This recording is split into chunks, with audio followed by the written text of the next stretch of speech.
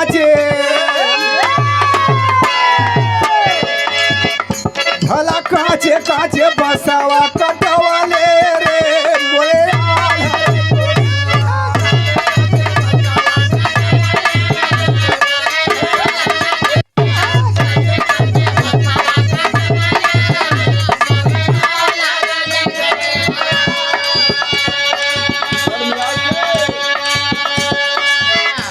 अर्जुन भगवान वासुदेव दुनिया के स्वामी दातार यशोदा नंदन बैठे हैं। भुजवा खियावत का बा गौर करेंगे। खपड़ा में हाँ खपड़ा में से तू सनौला करे बउरा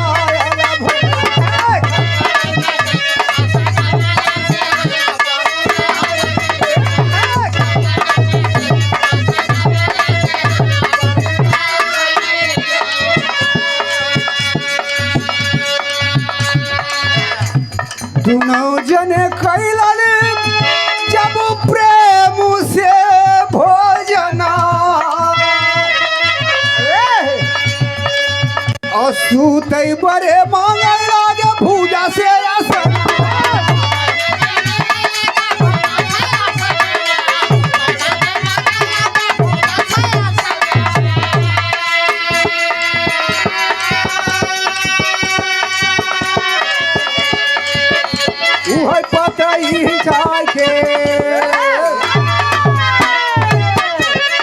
पतई बिछाई के सुतवाला सरे बउरा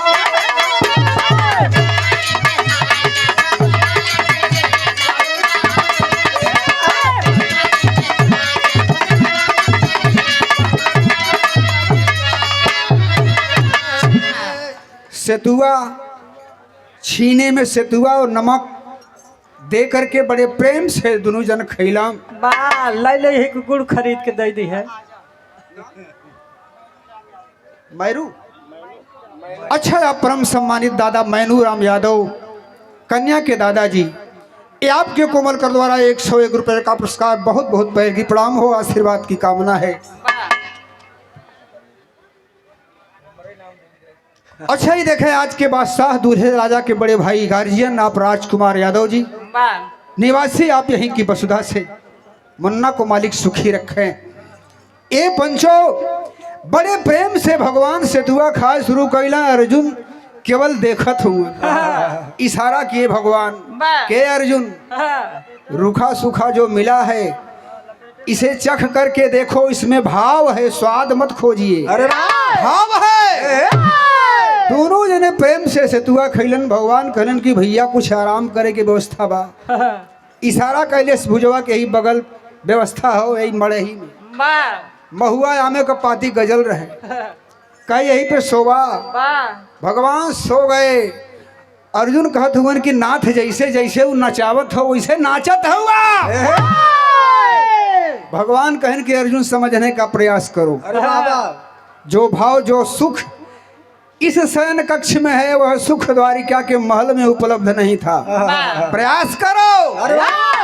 सुतलाम भगवान सूत गए। अर्जुन का मन चंचल कभी ये मड़ई में देखा था कभी वो मड़ई देखा था कभी यह मड़ई में देखा था। देखलन का अंतरा में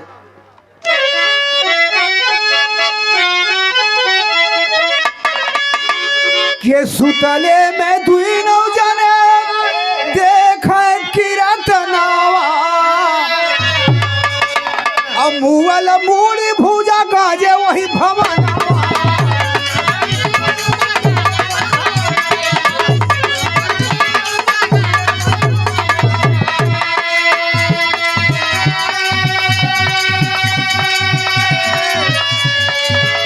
अरे यार अर्जुन का मन घबराइला न हो बौरायल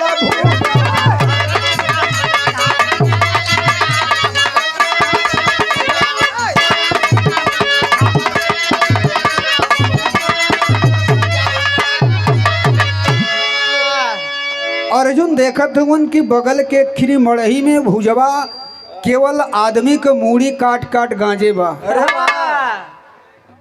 अर्जुन के पैजामा ढील हो गया, अरे बाप रे हमारो सब कमूड़ी जब यही में शरीक होई। ई भगवान करे का चाहत हुवन, डर कमारी कापत हुवन। इशारा करके भगवान से कहलन तो बिरहा शैली लगल। कैसे मालिक?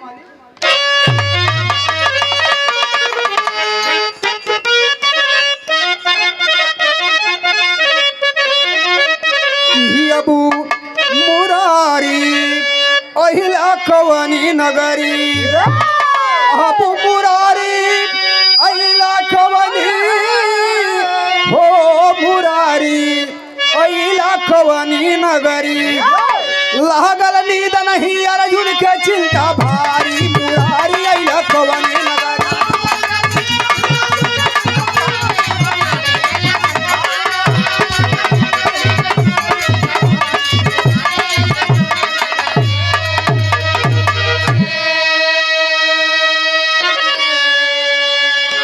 भगवान सोवत हुवन भगत के कुटिया में,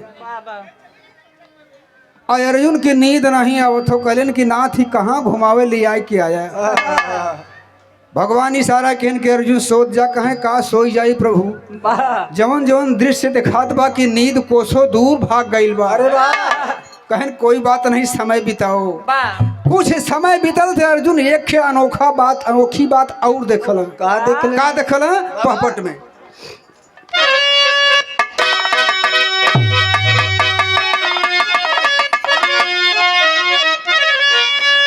अब सुतले में देखे दो जन कीर्तनवा बनवा खोसलवा।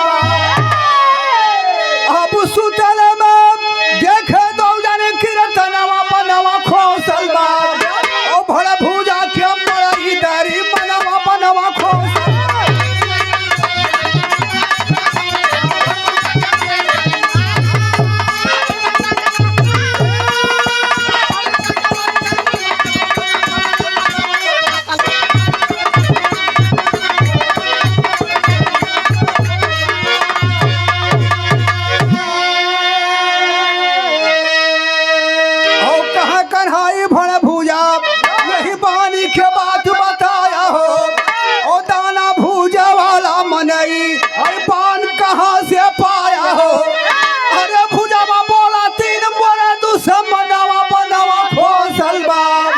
और यही से मारा बहमती नौके जानवा बनवा खोसलवा।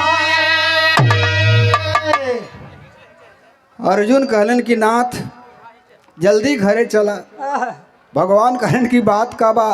कहन भुजवा के ठटवा में देखा मड़हिया में मुरचान, 3 ठे मुरचान बाण खोसे बा प्रभु।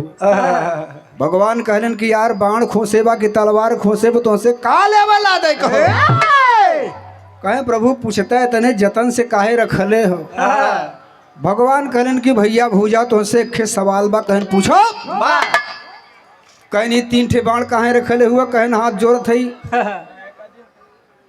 आप सबका सेवा कैली, सुबह का आसन देली, जा अपने घरे। ऐसे का मतलब हो? बाण काहे रखले हुआ, कौशुला काहे रखले हुआ, झरना काहे रखे हुआ, धनुष बाण का करे रखले हुआ। कहन भैया बिनती बा कि बतावा। भुजवा कहले कि हमरे 3 ठे दुश्मन होंगे, आ तीनों दुश्मन का जान मारे खातिर बाण तने विधि से धरे है। अर्जुन कहन कि नाथ एक बार और पूछ लेता है कि ओकर तीनों दुश्मनवा के। भगवान कहलन कि भैया एक कष्ट और दे। कहन बोला। कहन 3 ठे दुश्मन के जान मारे खातिर बाण विधि से रखले हुआ। ई तोहार तीनों शत्रु के हो। भुजवा बतावत हो। का बतावत हो? अरे पहला बैरी हनुमान जी और राम के साथ हो, और दूसरा बैरी सती द्रौपदी मरा बाया पने हाथे हो, और तीसरा बैरी बाय मोरे अर्जुनवा बनवा खोसलवा। अब मिल जाई तक काट ले गर्दनवा बनवा खोसलवा।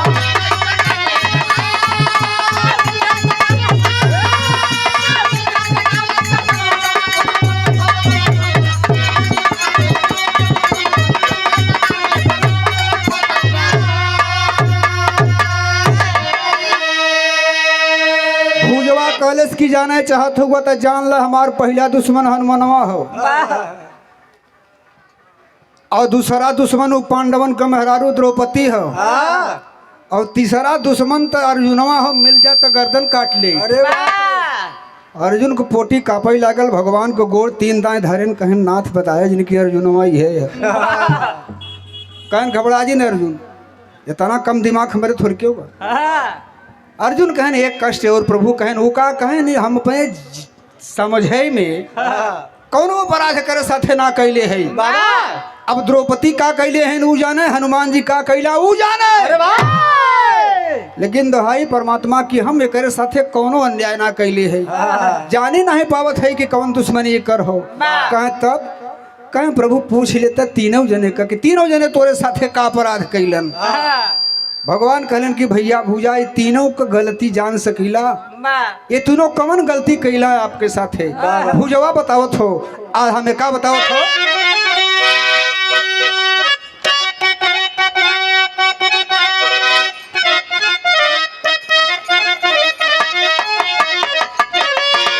अब पूछले कन्हैया तनिका भेदवा बतावा भैया।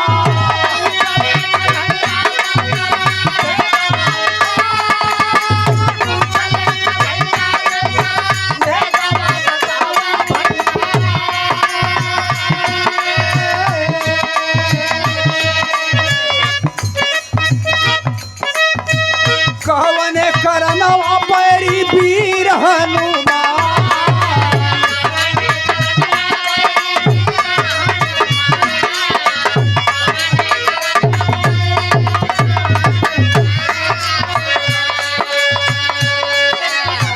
काहे बद बैरी भैली पांडव के जननवा स्वामी।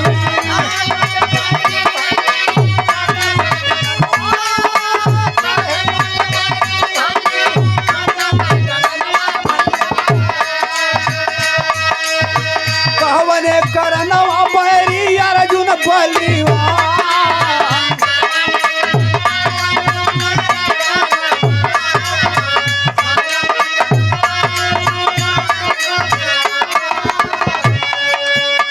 फूल बद गईला अर्जुन केदारी के बनवा पंचो।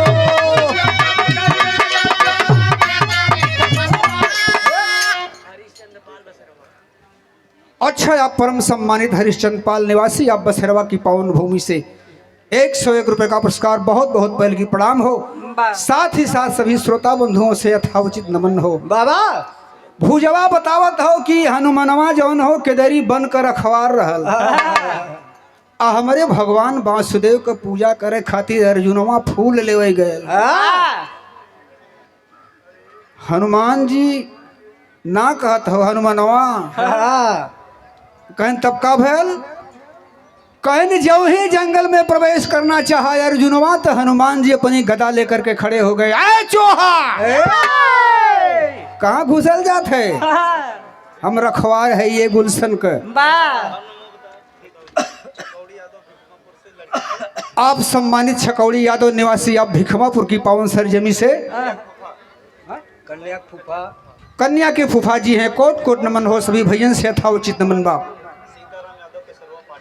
आप परम सम्मानित सीताराम यादव निवासी आपका सरवा पांडेपुर की सरजमी से 101 रुपया पुरस्कार बहुत बहुत पहलगी हो। गाना कहाँ पहुंचल? अर्जुन फूल लेवे गईला, हनुमान जी रोक देना खबरदार थे। अर्जुन छतिया के खड़ा बन कर उनके पहचानत नहीं हुआ। कहन पहचाने के बाद छोड़ा, पहले परिचय बतावा के हुआ तू। अर्जुन कहलन कि तू के हुआ? कहन हम हनुमान जी है, मैं बली हनुमान हूँ। कहीं कौन हनुमान? कहन वो है राम का अनन्य भक्त, जौन भगवान सागर में पुल बांधे थे, हम वो नहीं का भगत हनुमान जी है। तू के हुआ? अर्जुन कहन मर्दवा हमके नहीं जानत हुआ, जल्दी धरती खूने से लाल हो गई। महाभारत का विजेता हम गांडीवधारी वीर अर्जुन है। कहन कौन वीर हुआ? हमारे प्रभु से बड़का वीर हुआ। कहन तुहार प्रभु कौन बड़का ही काम कल है? सागर में पुल बांध दे, है बहादुरी है। मर्दवा सस पुल तो हम कहे 1 मिनट में जितने दूरी कहे उतने दूरी बने दे। अर्जुन कहा सुना कूदा मत, बड़ी बड़ी विशाल सेना के लोग उस पुल से गए। आ तू जवन पुलवा बनोबो ओके हम अकेले निपोड़ दे। अर्जुन कहन ठीक बा, हमार तोहार लग गई, तू तो के दिखावा बाबा फैल का सदर में।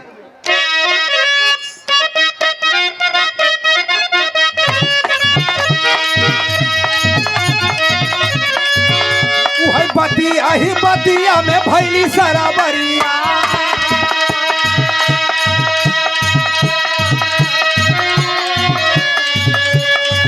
अरे बनावा का पुलावा चले है तैया,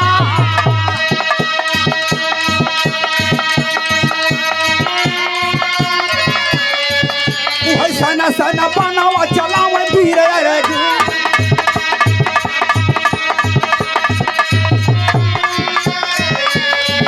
अरे बनावा के पुलावा भयल तैयार हो।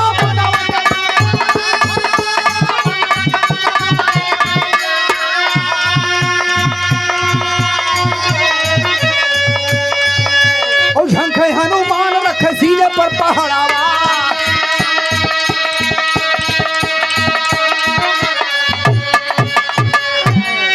बात ही बात में अपने गांडू से प्रत्यंचा को छोड़ दिए अर्जुन। और सुंदर 16 योजन का पुल तैयार हो गया।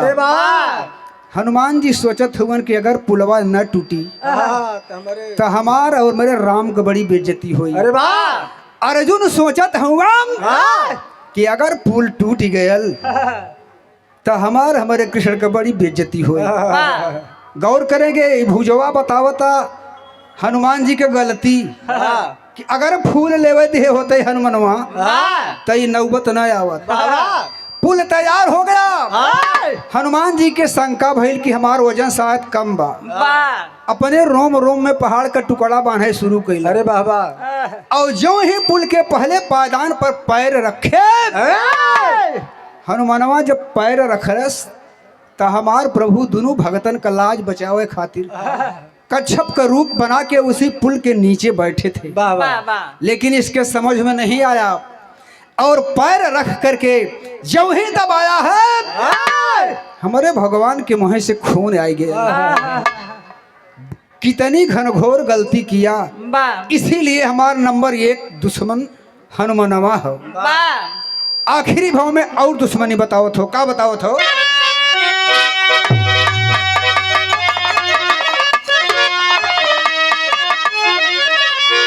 और ये दूसरी गलती अर्जुन का ना भूला सथिया, तो हमारे कुंवर कन्हई से हाँ कांवर रथिया।